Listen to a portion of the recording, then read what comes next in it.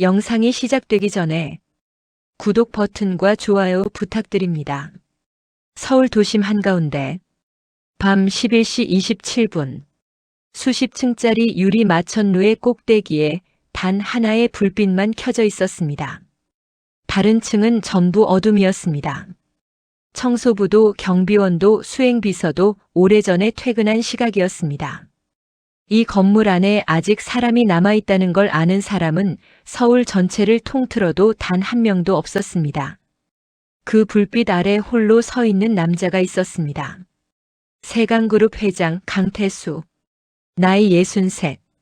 머리카락의 절반은 눈처럼 하얗게 새어 있었습니다. 그 세월의 무게만큼 얼굴에도 깊은 주름이 새겨져 있었지만 눈빛만큼은 달랐습니다.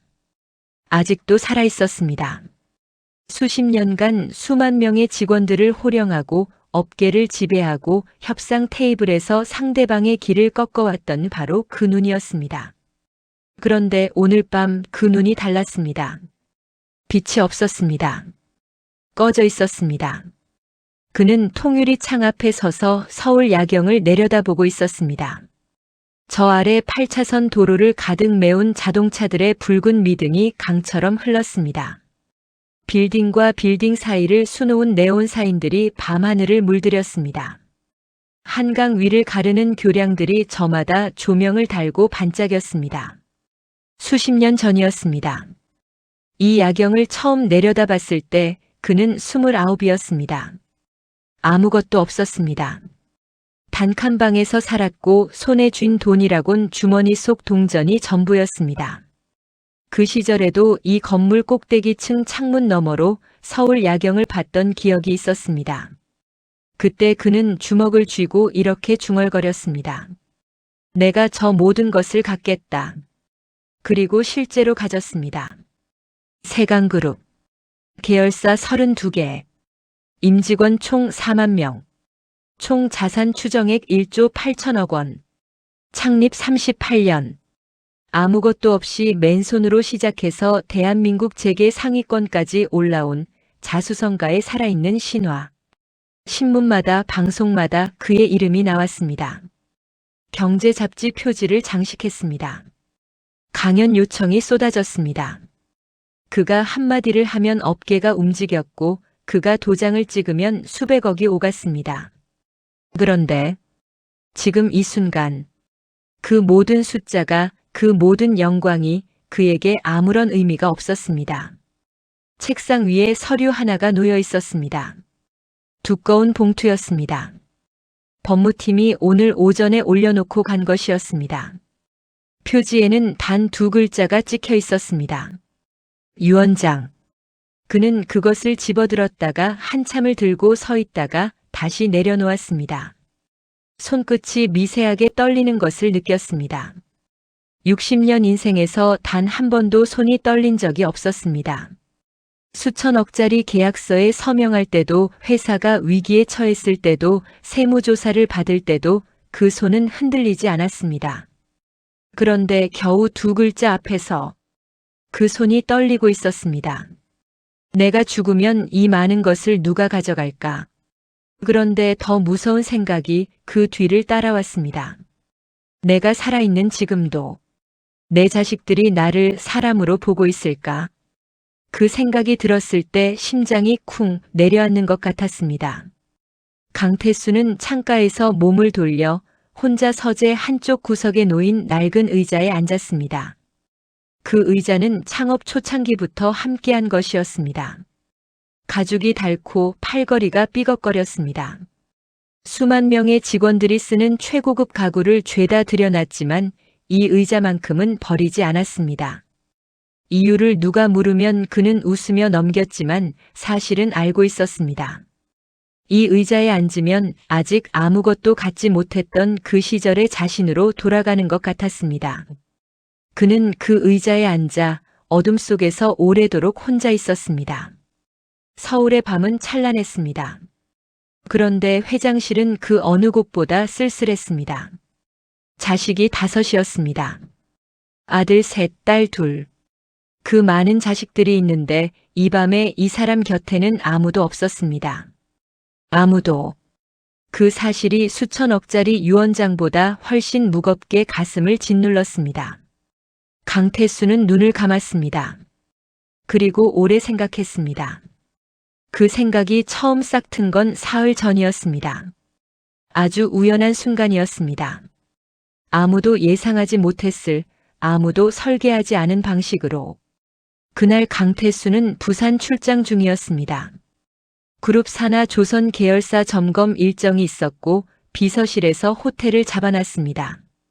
오전 회의가 예정보다 40분 일찍 끝났고 그는 점심 식사 전에 잠깐 복도를 걷다가 바람을 쐬려 했습니다.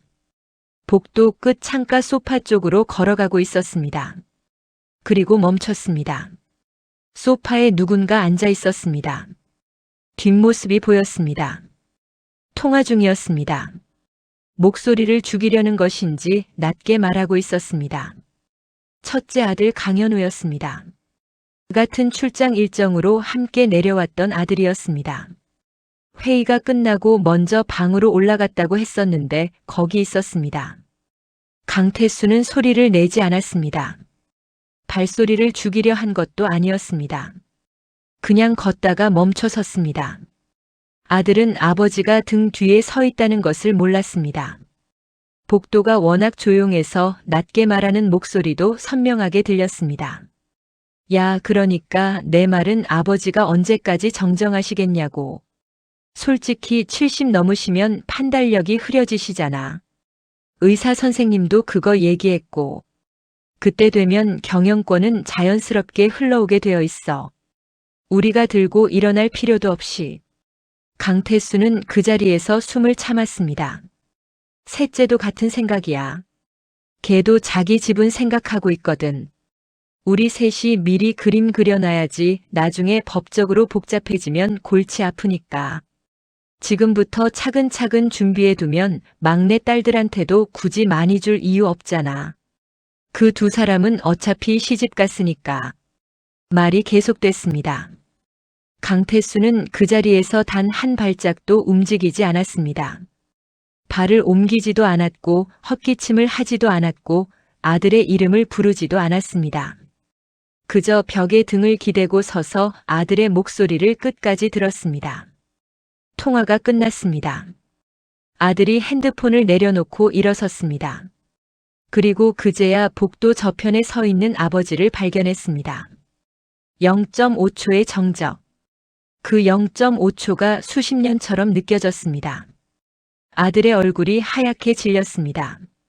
뭔가를 말하려고 입을 열었지만 말이 나오지 않았습니다. 강태수는 아무 말도 하지 않았습니다. 아들을 천천히 바라봤습니다. 그 눈빛이 어떤 것이었는지, 무슨 감정이 담겨 있었는지 당사자들만 알 것입니다. 그는 시선을 거두고 고개를 돌리고 천천히 반대 방향으로 걸어갔습니다. 방으로 돌아왔습니다. 문을 닫았습니다. 잠갔습니다. 그리고 침대 끝에 걸터 앉아 두 손을 무릎 위에 올려놓고 한참 동안 아무것도 하지 않았습니다. 창밖으로 부산 앞바다가 보였습니다. 파도가 끝없이 밀려왔다 밀려갔습니다. 들어왔다 나갔다. 들어왔다 나갔다. 내가 뭘 위해서 살았지. 그 물음이 파도처럼 자꾸만 밀려왔습니다. 그날 밤 강태수는 잠을 자지 못했습니다. 뜬 눈으로 새벽을 보냈습니다. 부산 앞바다가 어둠 속에서 밝아오는 것을 보면서 그는 오랫동안 생각했습니다. 생각하고 생각하고 또 생각했습니다. 그리고 결정했습니다. 확인해야겠다고.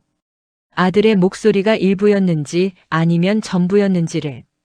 자식이 5이었습니다. 그들 중에 단 한 명이라도 아버지를 돈이 아닌 사람으로 보는 자식이 있는지를 직접 확인해야겠다고. 그는 결심했습니다. 서울로 돌아온 다음 날 아침에 강태수는 비서실장을 불렀습니다. 이름은 오진수. 올해로 함께한 지 23년이 된 사람이었습니다.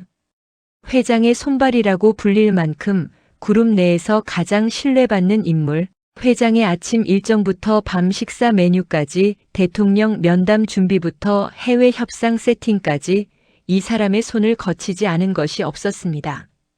오진수가 들어왔습니다. 강태수는 아무 말 없이 미리 준비해둔 서류 한 장을 밀었습니다. 오진수의 눈이 서류 위를 훑기 시작했습니다.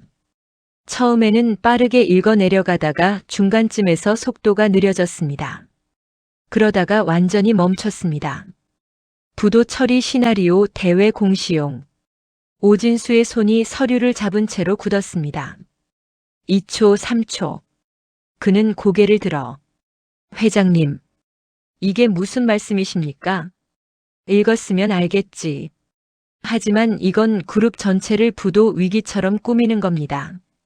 일단 언론이 받으면 통제가 안 됩니다. 주가가 폭락하고 협력업체들이 패닉에 빠지고 채권단이 움직이기 시작하면 실제 부도로 이어질 수도 있어요. 그리고 만약 이게 외부로 새어나가면. 그래서 자네만 부른 거야. 짧은 침묵이 흘렀습니다. 강태수의 눈이 오진수를 정면으로 바라봤습니다. 내가 가진 게 아무것도 없는 사람이 됐을 때 내 자식 5이 어떤 눈으로 나를 보는지 그걸 내 손으로 직접 확인하고 싶어. 오진수는 입을 열었다가 다물었습니다. 다시 열었다가 또 다물었습니다. 그는 알았습니다. 이 사람이 이 결정을 내렸다면 어떤 말로도 막을 수 없다는 것을. 23년을 곁에서 봐왔으니까요. 자세한 방법은 어떻게 하실 겁니까? 자네가 설계해. 그룹이 실제로 타격받지 않을 선에서.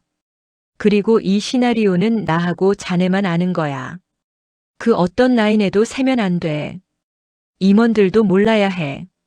오진수는 깊게 숨을 들이마셨습니다. 그리고 고개를 숙이고 알겠습니다, 회장님. 그날 저녁 6시 정각.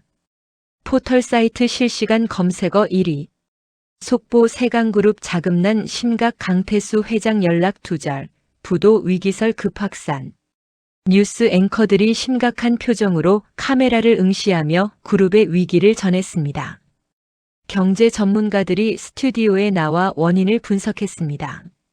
주요 협력사 대표들이 긴급 회의를 소집했습니다. 그룹 주가는 30분 만에 하한가를 치고 거래가 정지됐습니다. 그리고 강태수는 회장실을 나섰습니다. 오진수가 며칠 전부터 준비해둔 것들이 있었습니다. 오래된 회색 점퍼, 해진 청바지, 중고가게에서 사온 헌 운동화, 그리고 10년은 된 것 같은 낡은 비닐 가방. 강태수는 정장을 벗었습니다. 수십만 원짜리 셔츠를 벗었고 맞춤 양복을 내려놨습니다. 구두를 벗었고 회색 점퍼를 걸쳤으며 청바지를 입었습니다. 헌 운동화를 신고 거울 앞에 섰습니다. 그리고 직접 손으로 얼굴에 그을음을 문질렀습니다. 오진수가 준비해둔 검은 먹처럼 진한 물감이었습니다. 볼에, 이마에, 목에 골고루 문질렀습니다. 면도는 닷새 전부터 멈춰 있었고 덥수룩한 수염이 얼굴 반을 가렸습니다. 머리는 손가락으로 헝클어뜨렸습니다. 거울 속 남자를 바라봤습니다. 한참 동안 아무리 봐도 재벌 회장이 아니었습니다. 공사판에서 막 나온 일용직 노동자 같았습니다. 아니, 그것보다도 못해 보였으며 노숙을 며칠째 한 사람처럼 보였습니다. 강태수는 천천히 고개를 끄덕였습니다. 충분했습니다. 그는 비닐 가방을 들고 회장실을 나서 복도를 걸었습니다. 엘리베이터를 탔습니다. 1층 로비를 가로질러서 퇴근하는 직원들 사이를 걸었습니다. 회사 이름이 새겨진 유니폼을 입은 직원들이 옆을 스쳐 지나갔습니다. 경비원이 회전문 옆에 서 있었습니다. 강태수는 그 앞을 지나쳤으나 아무도 그를 알아보지 못했습니다. 단 한 명도, 경비원도 직원도 청소부도, 평생을 함께 일한 사람들이 그의 바로 옆을 지나쳤지만 아무도 눈 하나 깜빡이지 않았습니다. 건물 밖으로 나왔습니다. 서울 밤바람이 얼굴에 닿았습니다. 강태수는 그 바람을 맞으며 처음으로 진짜 혼자가 된 느낌을 받았습니다. 그날 밤부터 비가 왔으며 서울 전역에 호우경보가 내려진 밤이었습니다. 기상청에서는 시간당 40mm 이상의 강수를 예고했고 실제로 하늘이 뚫린 것처럼 쏟아졌습니다. 우산 없이는 5분도 버티기 어려운 비였으나 강태수에게는 우산이 없었습니다. 일부러 챙기지 않았습니다. 진짜로 모든 것을 잃은 사람이라면 우산부터 준비할 여유 같은 건 없을 테니까요. 발등에 불이 떨어진 사람이 우산 생각을 할 리 없으니까요. 이분이 채되지 않아 점퍼가 흠뻑 젖었고 청바지가 무거워졌습니다. 운동화 안으로 빗물이 스며들어 발가락 사이를 파고들었으며 목덜미를 타고 등 안으로 빗물이 흘러들었습니다. 그 흐름을 문질러 놓은 얼굴에서 검은 물이 뺨을 타고 흘러내렸으나 강태수는 묵묵히 걸었습니다. 서울 도심의 이면도로를 지나 버스 정류장으로 갔습니다. 사람들이 저마다 우산을 들고 빽빽하게 서 있었습니다. 강태수는 그 사이에서 홀로 비를 맞으며 서 있었으며 버스가 왔습니다. 올라탔습니다. 버스 안은 따뜻했습니다. 히터가 돌아가고 있고 형광등이 밝았습니다. 퇴근하는 사람들이 자리를 채우고 있었습니다. 그런데 이상한 일이 일어났습니다. 사람들이 그를 피했습니다. 바로 옆자리가 비어 있었는데도 들어오는 사람마다 그 자리를 지나쳤습니다. 누군가는 강태수 쪽을 슬쩍 보더니 코를 막으며 두 칸을 건너뛰어 앉았으며 어떤 중년 아주머니는 강태수와 눈이 마주치자 황급히 시선을 돌리며 자리를 옮겼습니다. 젊은 여성 한 명은 강태수 옆을 지나다가 미간을 찌푸렸습니다. 그게 그렇게까지 아프게 느껴질 줄은 몰랐습니다. 정말로 몰랐습니다. 평생을 VIP로 살았으며 어딜 가든 사람들이 먼저 고개를 숙였습니다. 자리는 언제나 가장 좋은 자리가 비어 있었고 음식은 최고급으로 나왔고 사람들은 그의 눈빛 하나에 긴장했고 그의 말 한마디에 분위기가 달라졌습니다. 그런데 지금 이 버스 안에서 그는 아무도 원하지 않는 사람이었습니다. 피하고 싶은 사람이었습니다. 냄새나고 더럽고 눈 마주치기도 불편한 사람이었습니다. 창문에 흐릿하게 비친 자신의 얼굴을 보니 낯설었습니다. 이게 나인가? 이 사람이 나인가? 버스에서 내렸습니다. 빗속을 걸어 두 블록을 꺾었습니다. 높은 담장, 자동 CCTV, 두꺼운 철제 자동 대문, 입구에는 외제차 2대가 나란히 주차되어 있었습니다. 첫째 아들 강현우의 집, 강태수는 골목 어귀에서 멈춰 섰습니다. 빗속에서 그 집을 오래 바라봤습니다. 담장 너머로 불빛이 환하게 새어나왔으며 웃음소리도 들렸습니다. 텔레비전 소리도 났으며 저녁 식사를 마치고 거실에서 쉬는 것 같았습니다. 아버지가 빗속에 서 있다는 것을 모른 채 그 집은 따뜻하고 환했습니다. 강태수의 두 주먹이 천천히 쥐어졌습니다. 한 발짝, 두 발짝. 그는 걸어갔으며 초인종을 눌렀습니다. 딩동. 잠시 후 인터폰 화면이 켜지는 소리가 들렸습니다. 현관 CCTV에 잡힌 자신의 모습이 어떻게 보일지 강태수는 알고 있었습니다. 흠뻑 젖은 노인, 헝클어진 머리, 덥수룩한 수염, 검게 더러워진 얼굴, 낡고 축 처진 옷. 누구세요? 여성의 목소리였습니다. 첫째 며느리였습니다. 강태수는 조용히 말했습니다. 강현우 있냐? 나 아버지야. 긴 침묵이 흘렀으며 인터폰 너머로 뭔가 소곤거리는 소리가 들렸습니다.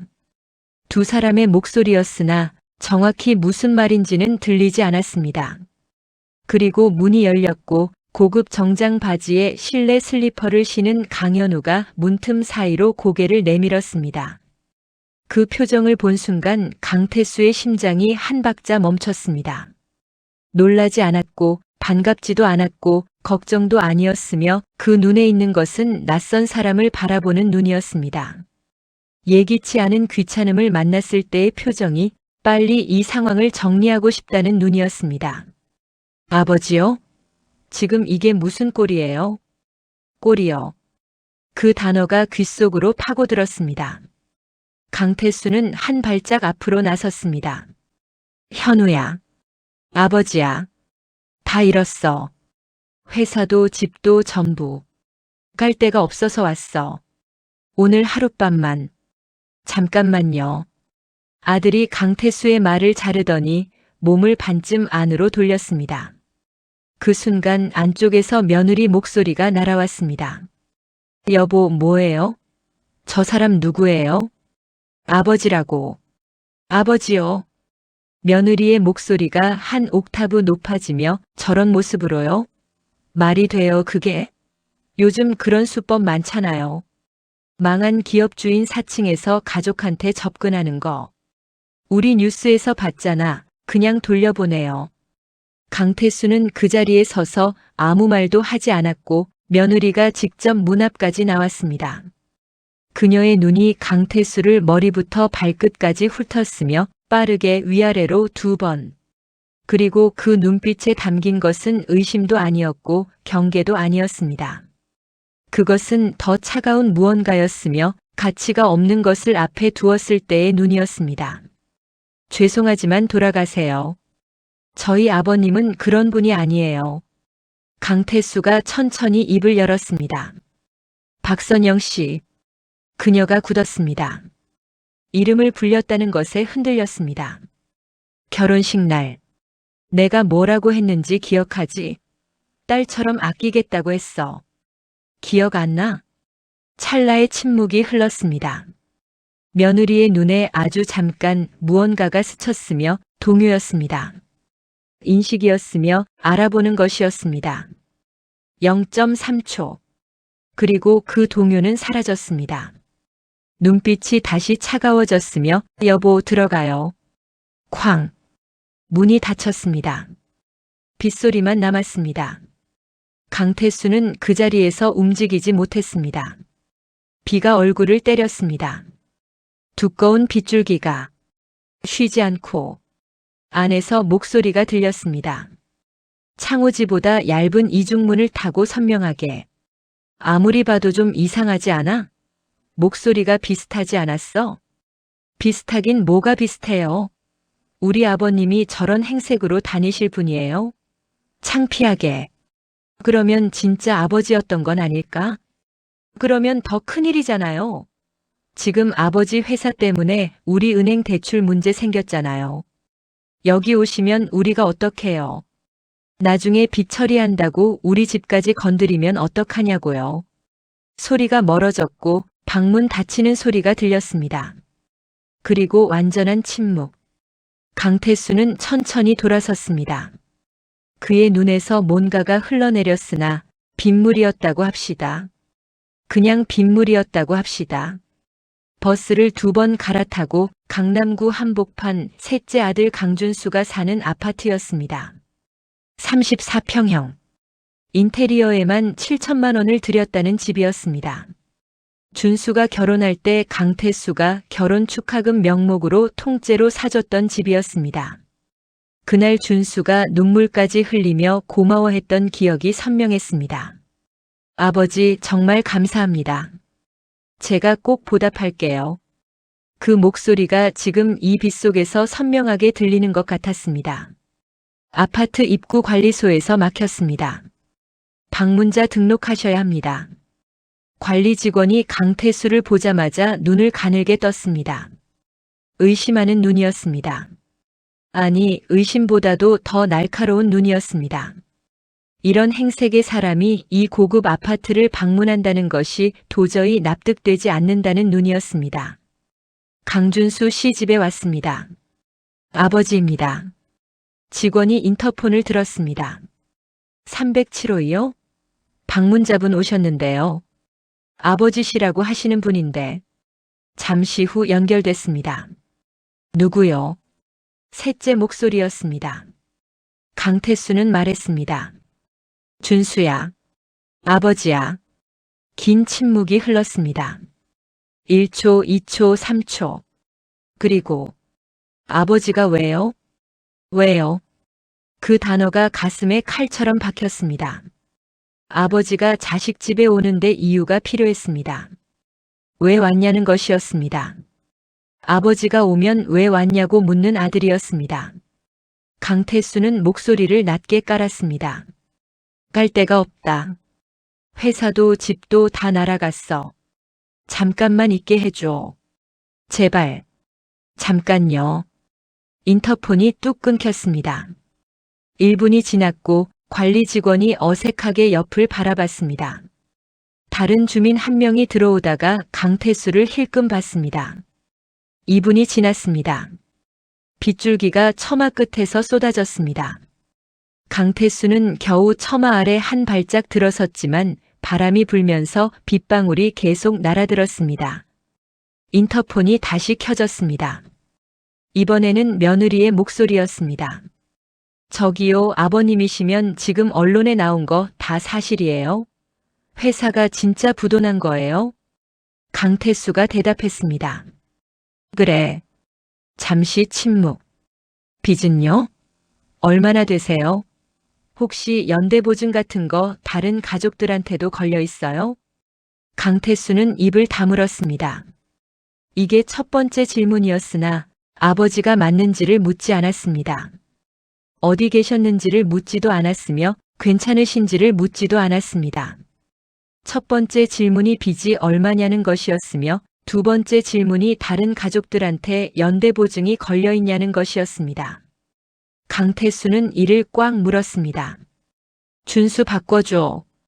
지금 자리 비웠어요. 저도 지금 상황 파악 중이라서요. 준수야. 강태수의 목소리가 높아졌습니다. 처음으로 이 사흘 동안 처음으로 감정이 목소리에 실렸습니다. 잠시 후 셋째가 받고 아버지. 솔직히 말씀드릴게요. 낮고 차분한 목소리였습니다. 그런데 그 차분함이 더 무서웠습니다. 저도 아버지 회사 때문에 피해봤어요. 연대 보증 서류 때문에 제 통장도 묶였고요. 솔직히 지금 저도 급한데 아버지까지 모시면 저한테 좋을 게 없잖아요. 그리고 아버지, 솔직히 말씀드리면 지금 아버지가 저희 집에 오셨다는 게 알려지면 제 직장에서도 문제가 생길 수 있거든요. 상사가 아는 사람이 많아서요. 강태수는 그 말을 들으며 등이 굳는 것을 느꼈습니다. 직장에서 문제가 생길 수 있다. 아버지가 찾아왔다는 것이 직장에서 문제가 된다고. 그때 뒤에서 며느리 목소리가 들렸습니다. 크지는 않았으나 하지만 인터폰에 분명히 실려왔습니다. 여보, 길게 할 거 없어. 돈 없으면 남이야, 남. 우리가 왜 책임져야 해? 딸깍. 인터폰이 끊겼습니다. 완전히. 영구히. 끊겼습니다. 다시는 켜지지 않았습니다. 관리 직원이 불편한 듯 시선을 돌렸습니다. 강태수는 돌아섰고 축 처진 어깨로 아파트 입구를 나섰습니다. 양쪽 어깨가 내려가고 있었습니다. 빗속에 섰습니다. 평생 읽었고 평생 줬으며 평생 지켜줬습니다. 결혼시켜줬습니다. 집 사줬습니다. 차 사줬습니다. 유학 보내줬습니다. 그게 전부 돈이었나? 내가 아니라 돈이었나? 셋째 아들 집에서 나와 강태수는 또 버스를 탔습니다. 서초구로 가는 버스, 첫째 딸 강지영의 집이었습니다. 서초구 33평 아파트. 남편은 대기업 부장이었습니다. 결혼할 때 전세금 전액을 강태수가 내줬습니다. 아이도 둘이나 낳아서 이제 잘 살고 있는 딸이었습니다. 강태수는 버스 안에서 생각했습니다. 지영이는 다를 것 같았습니다. 딸이니까, 아들들보다 마음이 따뜻한 아이였으니까, 어렸을 때 아버지를 제일 잘 따랐던 아이였으니까. 버스에서 내렸습니다. 걸었습니다. 아파트 동앞에 서서 초인종을 눌렀습니다. 잠시 후 문이 열렸고 딸이 얼굴을 내밀었습니다. 실내복 차림이었습니다. 손에 리모컨을 쥐고 있었으며 텔레비전을 보다가 나온 것 같았습니다. 딸의 눈이 강태수를 봤습니다. 표정이 굳었습니다. 아버지요? 지영아. 아버지야. 갈 데가 없다. 딸이 뒤를 흘끔 돌아봤습니다. 거실 소파에 남편이 앉아 있었습니다. 그 순간 딸이 문을 살짝 당겨서 좁혔습니다. 몸으로 막는 것처럼. 목소리를 낮추고 아버지, 지금 이게 무슨 꼴이에요? 이 시간에 갑자기 이러시면 어떡해요? 꼴이요. 또 그 단어였습니다. 지영아. 아버지, 지금 진짜 아무것도 없어. 하룻밤만. 잠깐만요. 딸이 문을 닫았고 안에서 소곤거리는 소리가 들렸습니다. 남편 목소리, 딸 목소리. 한참 동안 문이 다시 열렸으나 딸의 표정이 달라져 있었습니다. 차가워져 있었습니다. 아버지, 저희 지금 상황도 안 좋아요. 아버지 회사 때문에 남편 회사에서도 눈치 보이고 있거든요. 솔직히 지금 아버지가 여기 오시면 저희한테도 좋을 게 없어요. 강태수는 말을 잃었습니다. 딸이 말을 이었습니다. 그리고 아버지, 저 이웃들 눈이 있잖아요. 그 모습으로 여기 계시면 나중에 말이 나와요. 이웃들 눈. 수십 년간 아버지가 번 돈으로 먹고 자라고 학교 보내주고 결혼도 시켜줬는데 지금 이 딸의 입에서 나온 말은 이웃들 눈이었으며 아버지를 아버지로서 걱정하는 말이 아니었습니다. 아버지의 모습이 이웃들 눈에 창피하다는 것이었습니다. 강태수의 손이 천천히 내려왔습니다. 들어가세요, 아버지. 어디 따뜻한 데 가서 주무시고요. 쾅. 문이 닫혔습니다. 세 번째로 문이 닫혔습니다. 강태수는 그 자리에서 오래 움직이지 못했습니다.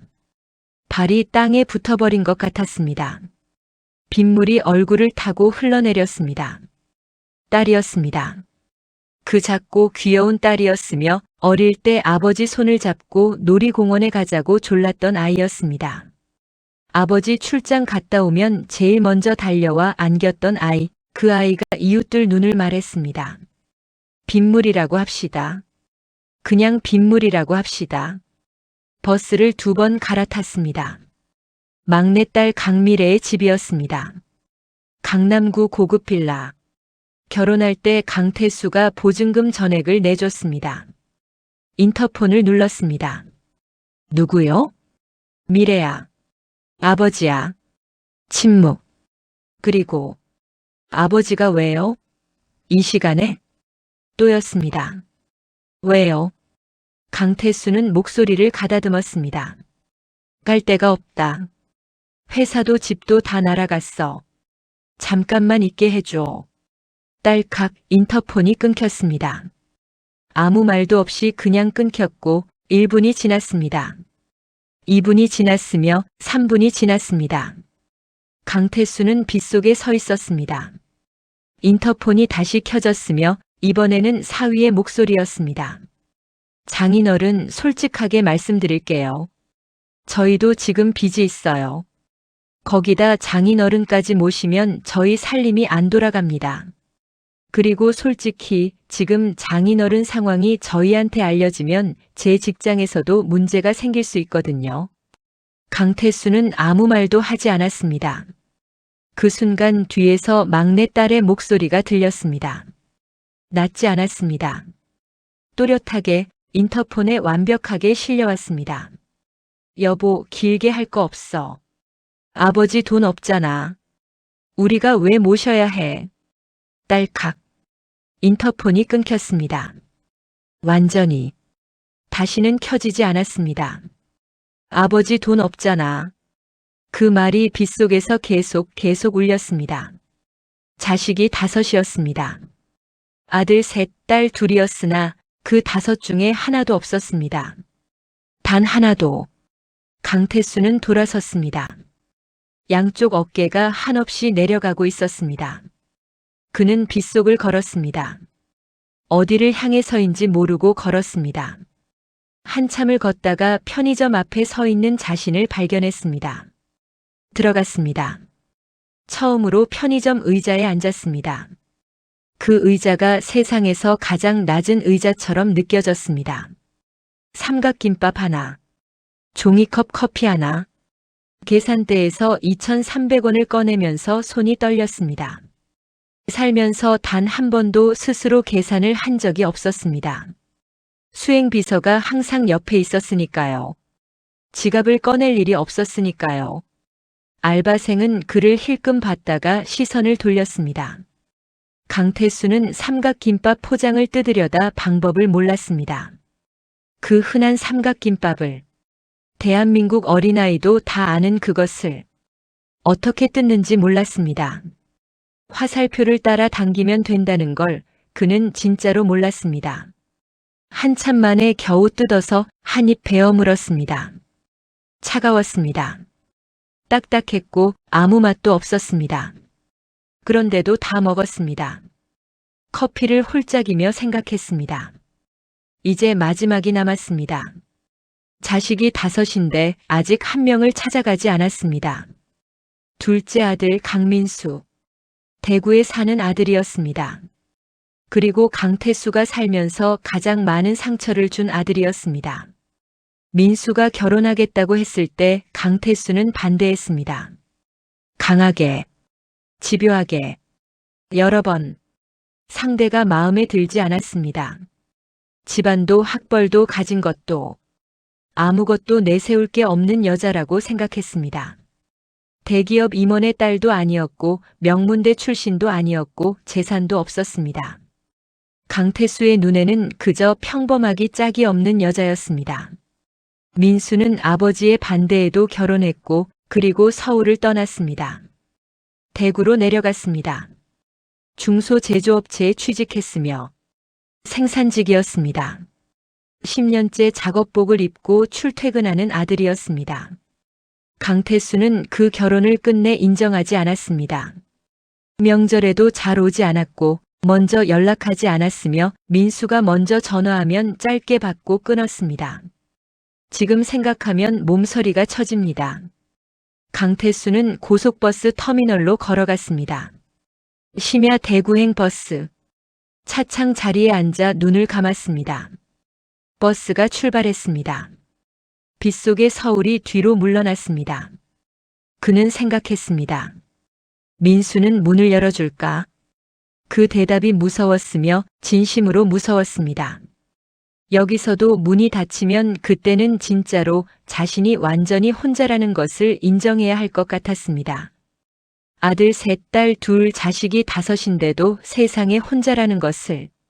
버스 안에서 강태수는 잠을 자지 못했습니다. 고속도로 위 빗줄기를 바라보며 기억들을 되짚었습니다. 민수가 어릴 때 학교 운동회에 한 번도 가지 않았던 것. 민수가 대학 졸업할 때 해외 출장 중이었던 것. 결혼식 날 반대한다며 냉정하게 굴었던 것. 대구로 내려간 뒤 한 번도 먼저 찾아가지 않았던 것. 내가 그 아이에게 해준 게 뭐가 있나? 새벽 2시가 넘어서야 대구 터미널에 도착했습니다. 새벽 골목, 비는 대구에도 내리고 있었습니다. 서울보다 더 조용하게 그러나 끈질기게. 가로등 불빛이 젖은 아스팔트 위에 노랗게 번졌습니다. 강태수는 핸드폰 지도를 보며 걸었습니다. 대구 서구. 오래된 주택들이 빼곡하게 늘어선 좁은 골목이었습니다. 가로등이 듬성듬성해서 어두운 구간이 더 많았으며 지나가는 차도 없었습니다. 개 짖는 소리가 들렸습니다. 몇 번 골목을 꺾었습니다. 그리고 나타났습니다. 5층짜리 낡은 빌라였습니다. 외벽 페인트가 군데군데 벗겨져 있었으며 계단에는 녹이 쓴 난간이 달려 있었습니다. 입구 우편함들은 죄다 낡아 있었으며 그리고 지하로 내려가는 계단이 있었습니다. 반지하. 계단 아래쪽으로 창문이 보였습니다. 그 창문 하나에서 주황빛 불빛이 새어나오고 있었습니다. 새벽 2시 반이 넘은 시각이었으나 그 시간에 불이 켜져 있었습니다. 강태수는 그 불빛을 보며 한참을 서 있었습니다. 다리가 떨렸으며 무서웠습니다. 이상한 무서움이었습니다. 뭔가 나쁜 예감이 들어서가 아니었습니다. 반대로 뭔가 따뜻한 것을 느껴버릴 것 같아서였습니다. 그래서 더 무서웠습니다. 뭔가 따뜻한 것을 느끼면 그동안 쌓아온 것들이 다 무너질 것 같았습니다. 강태수는 천천히 계단을 내려갔습니다. 문 앞에 서서 초인종을 눌렀습니다. 딩동. 잠시 후 발소리가 났습니다. 문이 열렸습니다. 형광등빛 아래 작업복 바지에 낡은 티셔츠를 입은 남자가 서 있었습니다. 어깨가 넓었습니다.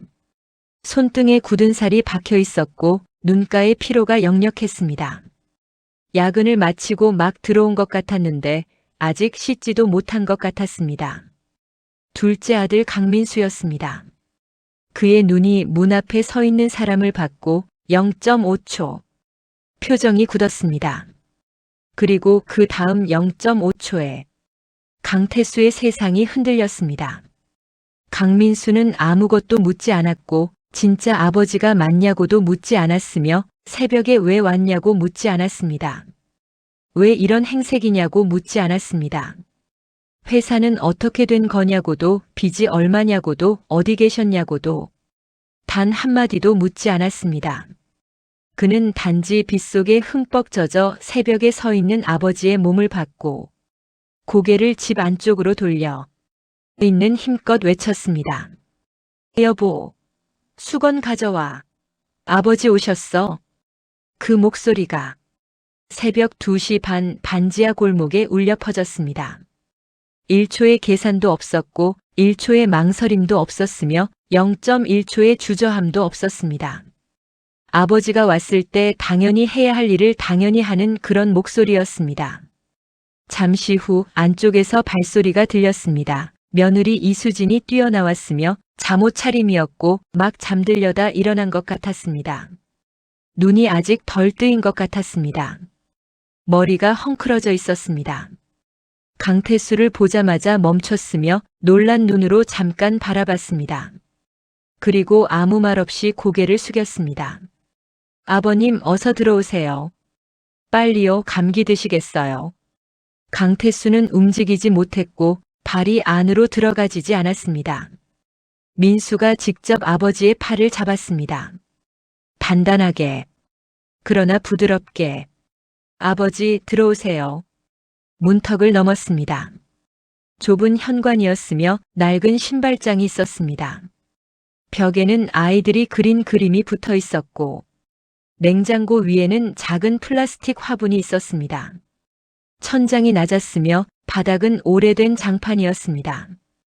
군데군데 긁힌 자국이 있었습니다. 그런데 따뜻했습니다. 공기가, 냄새가, 온도가, 이 집 전체가 따뜻했습니다. 수건이 왔고 두꺼운 목욕 수건이었습니다. 보풀이 좀 일어난 여러 번 빨아 쓴 수건, 새 수건이 아니었습니다. 비싼 수건도 아니었습니다. 그런데 따뜻했습니다. 며느리가 전자레인지에 돌려온 것이었습니다. 차가운 몸을 데워주려고 새벽에 수건을 전자레인지에 돌린 것이었습니다. 강태수는 그 수건을 건네받는 순간 손이 떨렸습니다. 비에 젖은 손이 아니라 심장이 떨렸습니다. 민수가 운동복 상아를 내밀었습니다. 아버지, 이것 먼저 입으세요. 나는 괜찮아, 아버지. 민수의 눈빛이 조용히 강태수를 막았습니다. 말이 없었습니다. 그러나 그 눈빛이 말했습니다. 지금 괜찮은 상황 아닌 거 저도 알아요. 그냥 입으세요. 강태수는 말을 잃었습니다. 옷을 갈아입고 거실로 나왔습니다. 며느리가 부엌에서 뭔가를 끓이고 있었습니다. 새벽 3시가 다 돼가는 시간이었으나 그 시간에 부엌에 불이 켜졌습니다. 냄비 소리가 났고 보글보글 뭔가 끓는 소리가 났습니다. 잠시 후 작은 상이 차려졌습니다. 된장찌개, 계란말이, 김치, 따뜻한 밥. 별거 없어서 죄송해요, 아버님. 냉장고에 있는 거 꺼낸 거라. 강태수는 말을 잃었습니다. 새벽 3시에 갑자기 들이닥친 아버지를 위해 아무 불평도 없이, 아무 불만도 없이 밥을 차린 며느리였습니다.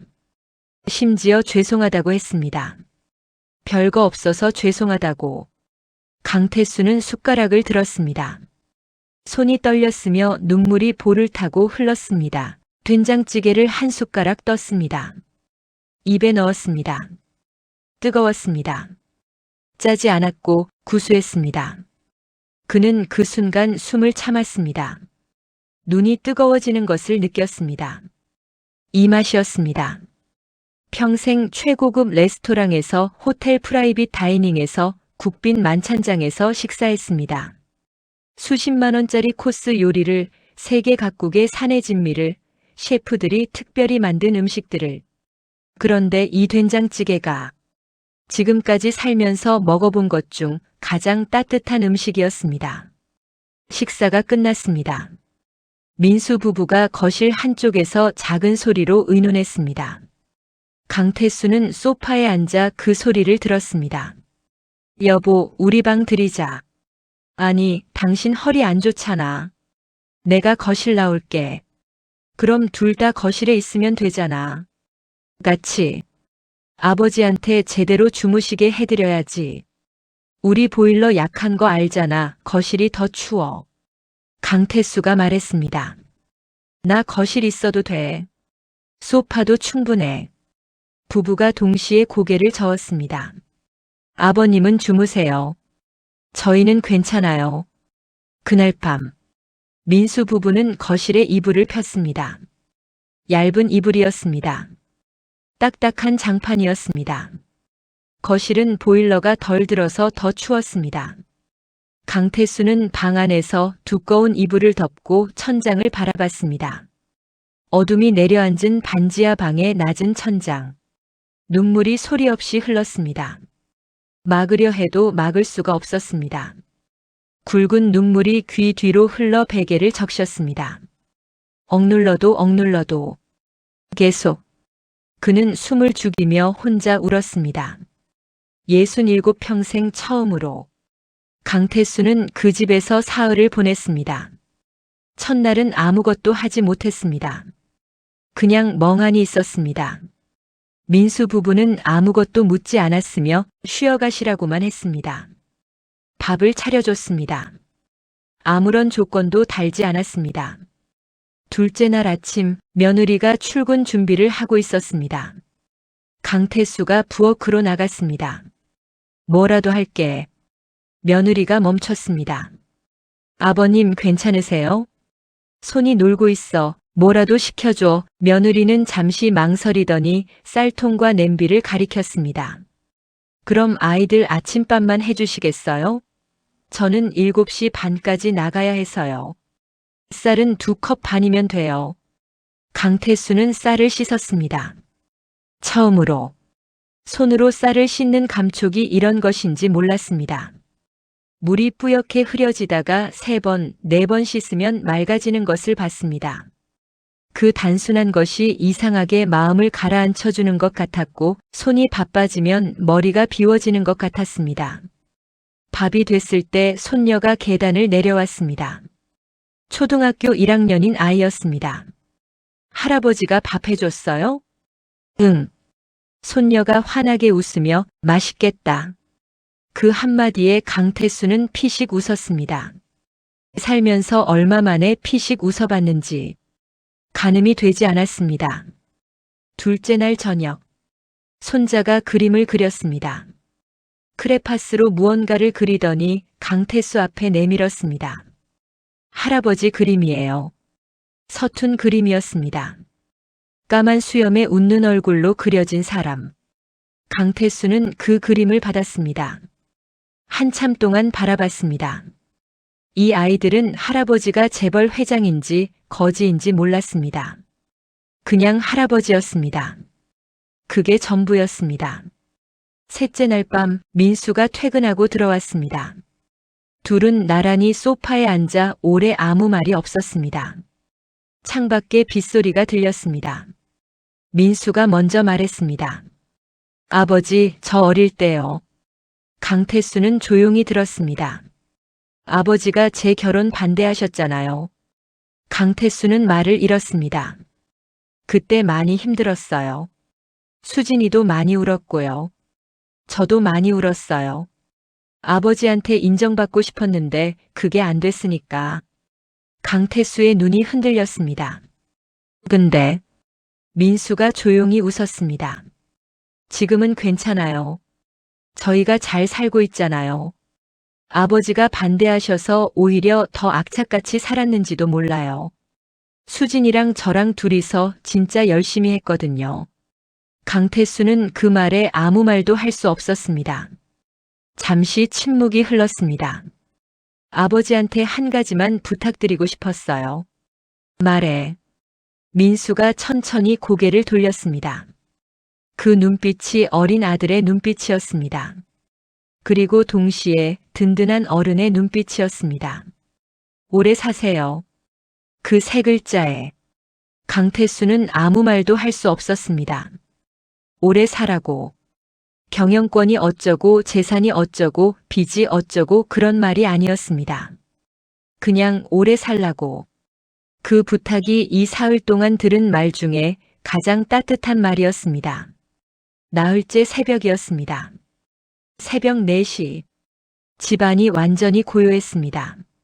민수 부부는 거실에서 잠들어 있었습니다. 아이들도 방에서 자고 있었습니다. 빗소리도 어느새 그쳐 있었습니다.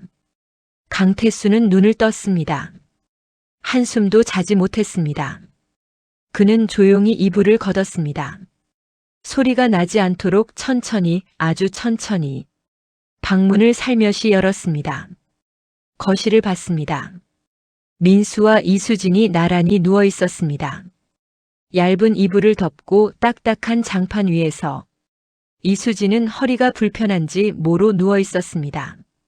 민수는 한 팔을 베고 있었습니다. 새벽 4시에 차가운 거실에서 불편한 자세로 그렇게 자고 있었습니다. 강태수는 그 모습을 오래 바라봤습니다. 이 아이들한테 내가 뭘 해줬나? 결혼을 반대했습니다. 대구로 내려가도 찾아가지 않았으며 명절에도 바쁘다고 했고 연락도 뜸하게 했습니다. 관심도 없었으며 부끄럽다고 생각한 적도 있었습니다. 그런데 이 아이들은 새벽에 들이닥친 아버지를 위해 차가운 거실 장판에서 자고 있었습니다. 강태수는 조용히 갈아입을 준비를 했습니다. 빌려 입었던 민수의 운동복을 개켜서 방 안 의자 위에 올려놨습니다. 반듯하게 빌려 신었던 슬리퍼도 가지런히 나란히 맞춰 놓았습니다. 비닐 가방을 들었습니다.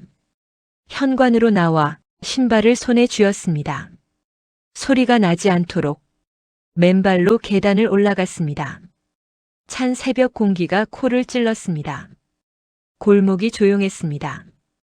가로등 불빛 아래 빗물 자국이 선명했으며 서쪽 하늘에 아직 별이 몇 개 남아 있었습니다. 강태수는 신발을 신었고 걷기 시작했습니다. 이 아이들에게 더 이상 짐이 되고 싶지 않았습니다. 이미 충분히 받았습니다. 이미 충분히 따뜻했고 이미 충분히 알았습니다. 그것으로 좋겠습니다. 버스 정류장을 향해 천천히 걸었습니다. 대구의 새벽 골목이 조용했습니다. 골목 끝에서 멀리 어딘가 개가 짖었고 새벽 배달 오토바이가 한 대 지나갔습니다. 강태수는 걸었습니다. 버스 정류장이 2블록 앞이었습니다. 그때 뒤에서 발소리가 들렸습니다. 빠른 발소리였습니다. 하나가 아니었고 2사람의 발소리였습니다. 강태수는 걸음을 멈추지 않았습니다. 설마 하며 걸었습니다. 고향이겠지, 새벽 배달이겠지 하며 걸었습니다. 발소리가 점점 가까워졌습니다. 아버지! 강태수의 발이 멈췄으며 천천히 돌아봤습니다. 새벽 골목 가로등 아래 잠옷 위에 점퍼를 대충 걸친 민수가 뛰어오고 있었습니다. 그 옆에 이수진이 슬리퍼를 신은 채로 숨을 헐떡이며 뛰어오고 있었습니다. 새벽 4시의 대구 골목에서 잠옷 차림으로 슬리퍼를 신고 2사람이 뛰어오고 있었습니다. 강태수가 몰래 떠나는 것을 막으려고 민수가 강태수 앞에 와서 멈췄습니다. 숨이 찼습니다. 뛰어온 게 분명했습니다. 눈이 붉었으며 잠에서 깨자마자 달려온 것이 분명했습니다. 아버지, 어디 가세요? 서울 가려고. 왜요? 강태수는 말을 골랐습니다. 너희한테 짐이 되기 싫어서. 민수가 눈을 감았다가 떴습니다. 아버지. 낮고 조용한 목소리로 저희랑 같이 사세요. 강태수는 입을 다물었습니다. 이수진이 앞으로 나섰습니다. 잠옷 차림이었습니다. 새벽 골목에서 머리도 채 빗지 못한 채로 아버지 앞에 섰습니다. 슬리퍼 신은 발이 차가운 아스팔트 위에 서 있었습니다.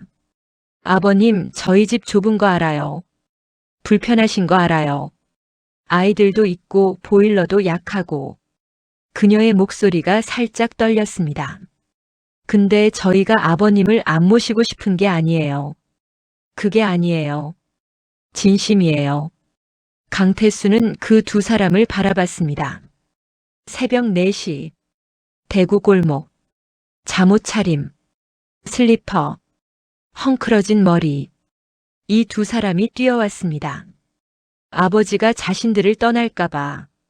아버지가 혼자 떠날까봐. 그는 천천히 고개를 저었습니다. 고맙다. 근데 아버지는 가야 해. 아버지. 민수야. 강태수의 목소리가 낮아졌습니다. 너희한테 이미 너무 많이 받았어. 이미. 강태수는 돌아서려 했습니다. 그때 민수가 앞을 막았습니다. 아버지, 잠깐만요. 민수가 점퍼 주머니에서 뭔가를 꺼냈습니다. 하얀 봉투였습니다. 두껍지 않았습니다. 얇은 봉투였습니다. 민수가 그것을 강태수의 손에 쥐어줬습니다. 강태수는 봉투를 내려다봤습니다. 이게 뭐야? 민수가 말했습니다. 저희 이번 달 말에 이사 가야 하거든요. 여기 반지하가 재개발된 데서요. 더 작은 데로 가야 해요.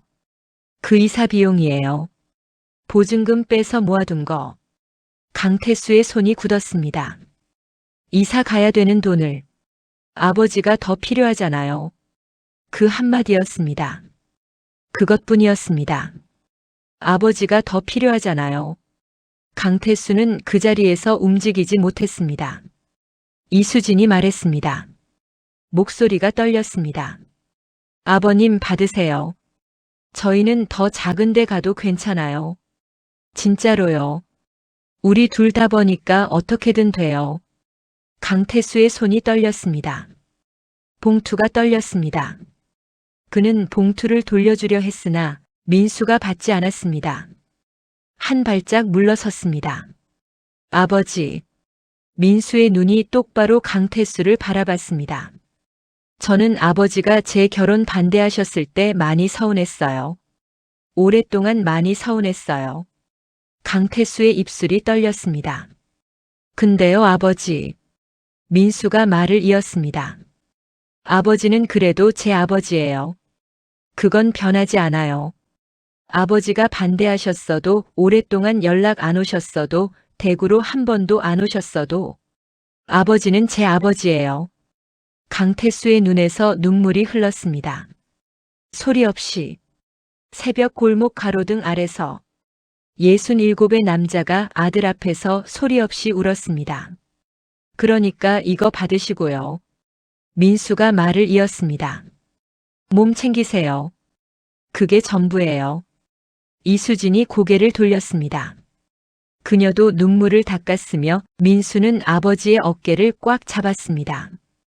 아무 말도 하지 않았습니다. 그냥 잡고 있었습니다. 새벽 골목에 세 사람이 서 있었습니다. 아무 소리도 없었으며 바람도 없었고 비도 없었습니다. 차 소리도 없었습니다. 오직 세 사람의 숨소리만 있었습니다. 강태수는 봉투를 받았습니다. 그리고 버스 정류장을 향해 걸었습니다. 민수 부부가 따라왔습니다. 버스 정류장 벤치에 셋이 나란히 앉았습니다. 새벽 대구의 공기가 차가웠으며 벤치도 차가웠고 이수진의 슬리퍼 아래 아스팔트도 차가웠습니다. 아무 말 없이 한참을 그렇게 앉아 있었습니다. 서울행 첫 버스까지 40분이 남아 있었습니다. 동쪽 하늘이 아주 조금씩 밝아오고 있었습니다. 강태수가 먼저 말했습니다. 수진아. 며느리가 고개를 들었습니다. 결혼할 때 내가 반대했지. 네. 그때 많이 힘들었냐? 이수진은 잠시 말이 없었습니다. 그리고 웃었습니다. 조금 울다가 웃었습니다. 많이 힘들었어요. 근데요, 아버님. 그녀가 말을 이었습니다. 저 지금 행복해요. 진짜로요. 민수 씨랑 같이 있으면 돈이 없어도 집이 좁아도 행복해요. 강태수는 고개를 끄덕였습니다. 내가 틀렸다. 아버님, 내가 틀렸어. 너희가 옳았어. 세 사람이 나란히 새벽 정류장 벤치에 앉아 있었습니다. 어디선가 새벽새 한 마리가 울었습니다. 동이 트기 직전에 하늘이 아주 조금씩 남빛에서 보랏빛으로 바뀌고 있었습니다. 서울행 첫 버스가 들어왔습니다. 강태수가 일어섰습니다. 민수가 손을 내밀었습니다. 강태수는 그 손을 잡았습니다. 그리고 아들을 꽉 안았습니다. 아버지가 아들을 안았습니다. 오랫동안 이수진이 눈물을 닦으며 말했습니다. 아버님 서울 가시면 꼭 연락 주세요. 그래. 버스 문이 열렸습니다. 강태수는 발을 들었습니다. 그리고 올라서기 직전 뒤를 돌아봤습니다. 새벽 정류장 아래 나란히 서 있는 민수와 이수진. 잠옷 차림, 슬리퍼, 헝클어진 머리, 빨개진 눈. 그런데 세상에서 가장 든든한 두 사람처럼 보였습니다. 강태수는 고개를 한번 끄덕였습니다. 버스 문이 닫혔으며 창문 너머로 두 사람이 손을 흔들었습니다. 버스가 움직이기 시작했습니다.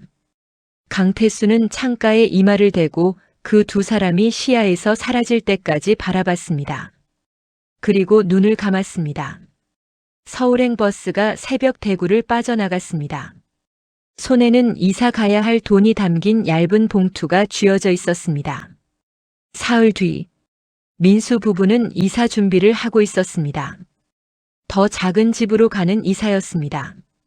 박스를 나르고 짐을 묶고 좁은 반지하 집을 하나씩 정리하고 있었습니다. 짐이 많지 않았으며 생각보다 금세 끝날 것 같았습니다. 그때였습니다. 골목 밖에서 엔진 소리가 들렸으며 하나가 아니었습니다. 여러 대였습니다. 여보, 저거 뭐야? 민수가 고개를 들었습니다. 이수진이 창문으로 고개를 내밀어 보니 좁은 대구 골목에 어울리지 않는 번쩍이는 검은 세단들이 줄을 지어 들어오고 있었습니다. 한 대, 두 대, 세 대, 네 대. 이웃집 아주머니가 창문을 열고 내다봤습니다. 골목 슈퍼 사장님이 나와서 팔짱을 끼고 바라보고 있었으며 담벼락 위 고양이마저 귀를 세우고 내려다봤습니다. 민수가 이수진을 봤고 이수진이 민수를 봤으며 무언가를 느끼는 것 같았습니다. 계단을 올라 골목으로 나왔습니다. 차 뒷문들이 일제히 열리며 짙은 색 정장을 입은 사람들이 줄지어 내렸습니다. 앞장서서 걸어오는 사람 비서실장 오진수였습니다. 23년간 회장 곁을 지킨 그 사람, 그 뒤로 그룹 법무팀장, 재무팀장, 전략기획실장이 따랐습니다. 그리고 마지막 차에서 짙은 네이비 수트를 입은 남자가 내렸습니다.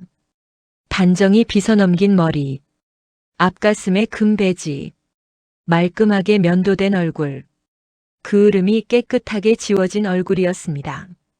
사흘 전 새벽 버스 정류장에서 잠옷 차림으로 배웅했던 그 남자가 아니었습니다. 대한민국 재계 서열 5손가락 안에 드는 기업의 회장 강태수였습니다. 민수의 입이 천천히 벌어졌습니다. 이수진이 민수의 팔을 꽉 쥐었습니다. 강태수가 걸어왔습니다.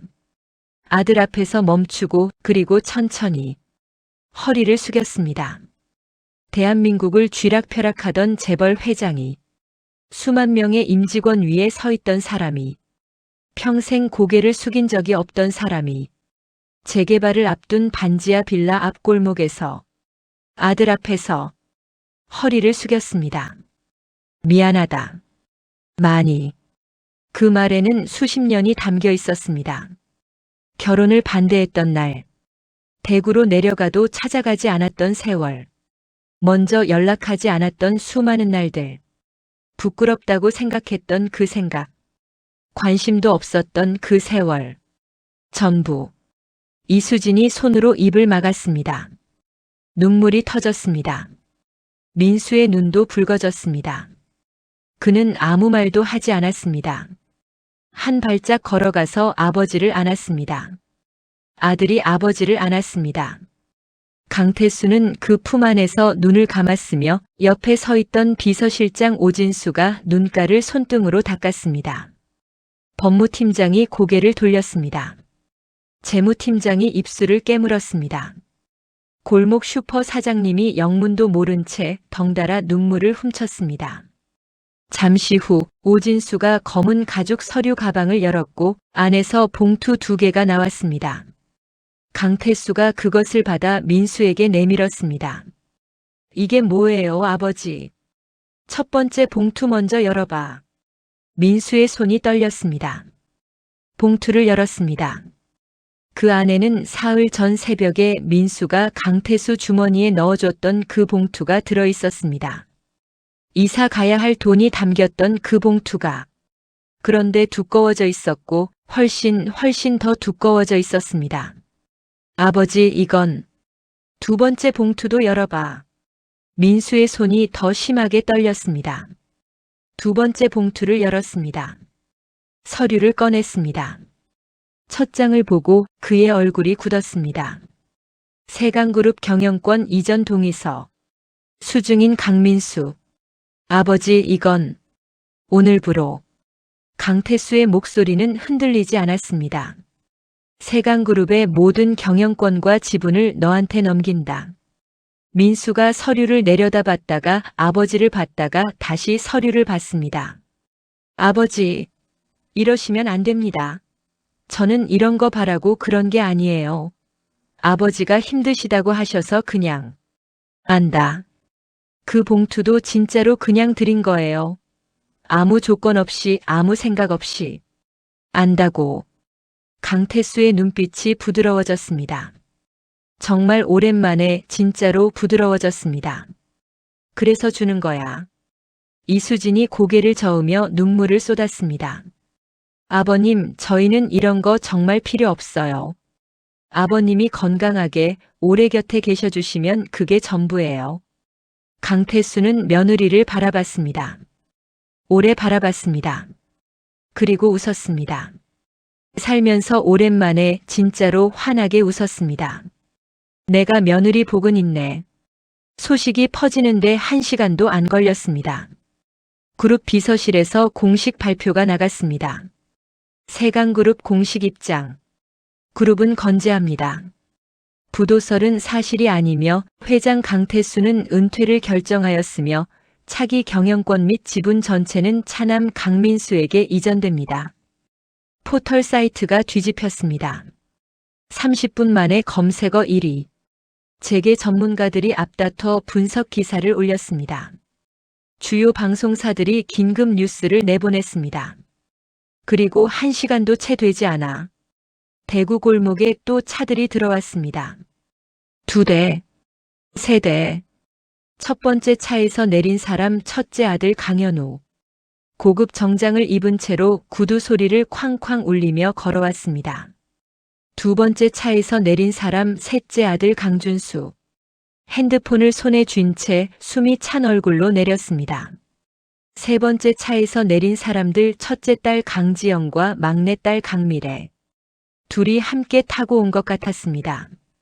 지영은 얼굴이 빨개져 있었고 미래는 눈이 흔들리고 있었습니다.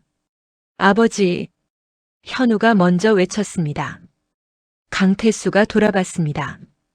현우의 얼굴은 빨갰으며 흥분인지 당혹인지 분노인지 구분이 안 됐습니다. 아버지, 이건 아닙니다. 제가 뭘 잘못했다고 이러십니까? 저는 아버지 아들 아닙니까? 준수가 뒤이어 말했습니다. 맞아요. 민수 형이 뭘 했다고요? 그냥 밥 한 끼 준 거잖아요. 저도 자식인데 이건 너무 불공평하다고요. 지영이 눈물을 글썽이며 말했습니다. 아버지, 저는 딸이잖아요. 저도 아버지 보고 싶었어요. 그날 저도 어떻게 해야 할지 몰라서 그랬어요. 미래가 말했습니다. 저도요. 아버지, 저도 아버지가 걱정됐어요. 근데 어떻게 해야 할지 몰라서. 골목이 시끄러워졌으며 이웃 주민들이 하나둘씩 나왔습니다. 강태수는 그들을 바라봤습니다. 오래, 천천히, 서두르지 않았습니다. 그리고 입을 열었습니다. 그래. 현우가 입을 열려다 멈췄습니다. 준수가 눈을 깜빡였습니다. 지영과 미래가 조용해졌습니다. 너희는 잘못한 게 없어. 침묵. 너희는 그냥. 강태수의 목소리가 낮아졌으며 그러나 그 낮음이 더 크게 울렸습니다. 사람을 사람으로 보지 않은 것뿐이니까. 골목에 침묵이 내려앉았습니다. 현우는 입술을 달싹였으나 아무 말도 나오지 않았습니다. 준수는 고개를 들지 못했으며 지영은 눈물이 흘렀습니다. 닿지 않았습니다. 미래는 그 자리에서 주저앉을 것 같았습니다. 강태수는 돌아섰으며 더 이상 그들을 바라보지 않았습니다. 그 이후 많은 것이 달라졌으나 그리고 달라지지 않은 것들도 있었습니다. 세강그룹이 달라졌습니다. 강민수가 경영권을 받은 뒤 가장 먼저 한 일은 생산직 처우 개선이었습니다. 자신이 10년을 생산직으로 일한 사람이었으니까요. 그 사람들이 얼마나 허리를 다치는지, 얼마나 외면받는지 그는 몸으로 정확히 알았습니다. 직원 복지 예산이 3배 늘었습니다.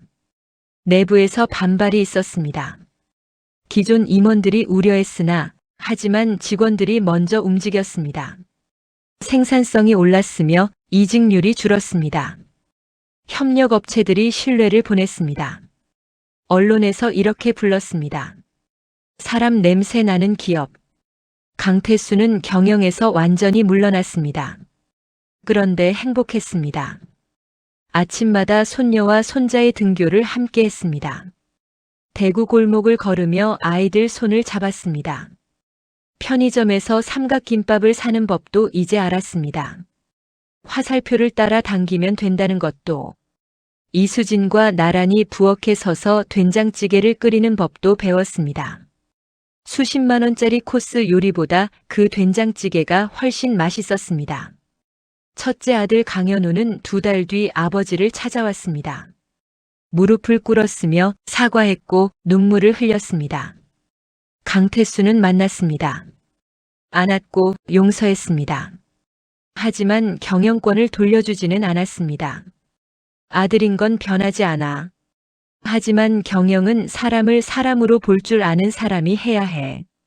셋째 아들 강준수도 찾아왔습니다. 역시 용서받았습니다. 첫째 딸 강지영과 막내 딸 강미래도 왔습니다. 지영은 찾아와서 아무 말도 못하고 그냥 울었습니다. 강태수는 그 딸을 안았습니다. 오래 안았습니다. 어릴 때 아버지 손을 잡고 놀이공원 가자고 졸랐던 그 아이를 안았습니다. 미래도 울었습니다. 강태수는 역시 안았습니다. 넷 모두 용서받았습니다. 강태수는 아이들 모두를 용서했으나 하지만 경영권은 민수에게 그대로였습니다. 넷은 시간이 지나면서 조금씩 달라졌습니다.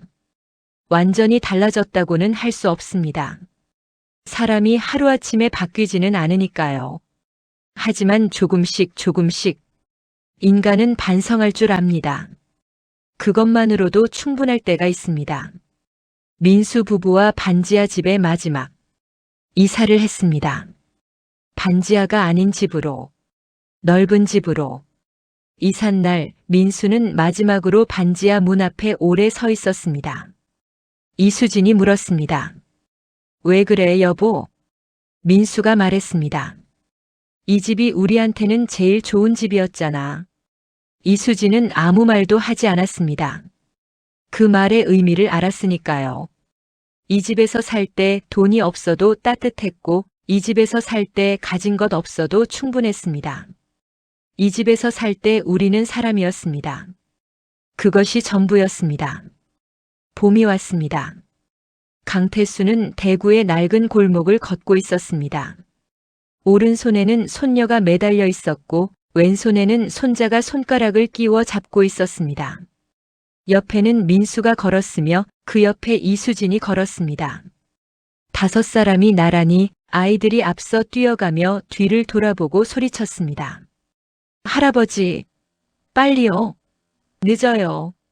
강태수는 웃으며 걸음을 빠르게 했습니다. 손에서 땀이 났습니다.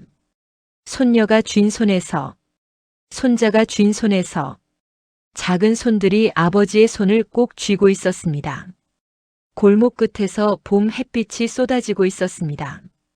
그는 그 빛 속으로 걸어 들어가면서 생각했습니다. 가장 가난했던 시절이 가장 부유했다. 돈이 사라지자 사람이 보였고 사람이 보이자 비로소 삶이 보였으며 그리고 삶이 보이자 비로소 행복이 보였다. 새벽 골목에서 슬리퍼를 신고 뛰어온 아들과 며느리. 이사 가야 할 돈을 아버지 주머니에 넣어준 그 손. 그것이 진짜 재산이었다. 그것이 1조 8천억보다 더 값진 것이었다. 골목에 봄바람이 불었습니다. 아이들 웃음소리가 울려 퍼졌습니다. 민수가 강태수의 어깨를 툭 쳤습니다. 아버지, 빨리요. 아이들 기다려요. 강태수는 웃었습니다. 그것으로 충분했으며 그것으로 전부였습니다. 감사합니다.